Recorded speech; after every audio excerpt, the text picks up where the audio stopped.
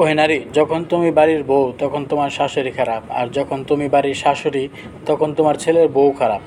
যখন তুমি ননদ তখন তোমার ভাবি খারাপ, যখন তুমি ভাবি তখন তোমার ননদ খারাপ।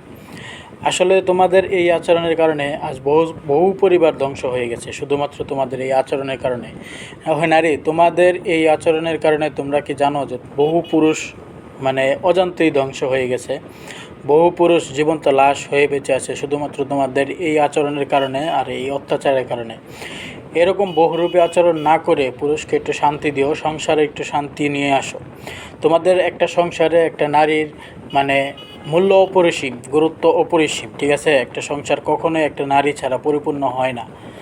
যখন সংসারে একটা নারী সুন্দরভাবে গুছিয়ে নেয় সংসারটাকে, তখন সেই সংসারটাকে, সেই ঘরটাকে, সেই ফ্যামিলিটাকে একটা জান্নাত মনে হয়, ঠিক আছে?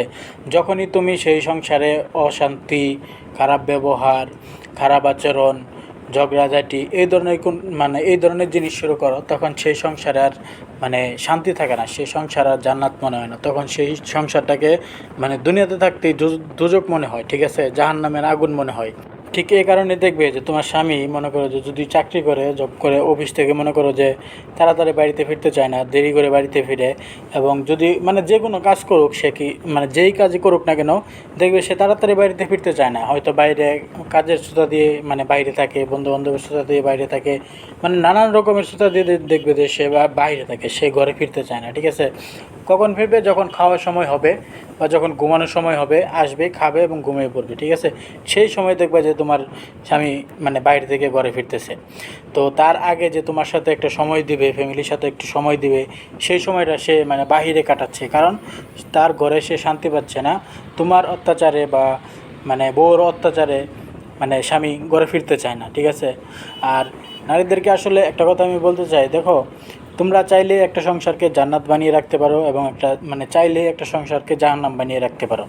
তো তোমার স্বামী, তোমার শাশুড়ি বা তোমার ছেলের বউ, তুমি যদি শাশুড়ি হও, তোমার ছেলের বউ বা তোমার ভাবি, তোমার ননদ, এরা কেউই কিন্তু তোমার আপন না, ঠিক আছে?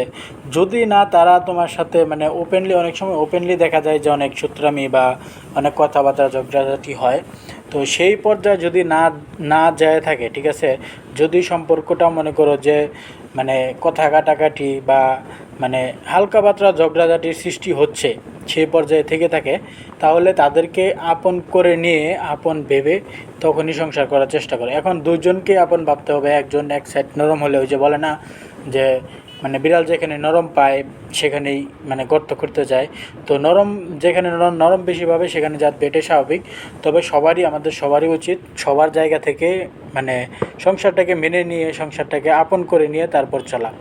যদি আমরা আমাদের স্বামীকে, শাশুড়িকে, ছেলের বউকে বা ভাবিকে, ননদকে যদি আমরা পর্যাপ্ত সম্মান দিতে পারি এবং তাদেরকে নিজের আপন করে ভাবতে পারি, তাহলে কিন্তু সংসারটাকে আর জাহান্নামের আগুন মনে হয় না, তখন সংসারটাকে জান্নাত মনে হবে। আর সবাই যদি আমরা একসাথে মিলেমিশে থাকতে পারি, তবেই কিন্তু আমাদের একটা ফ্যামিলি হ্যাপি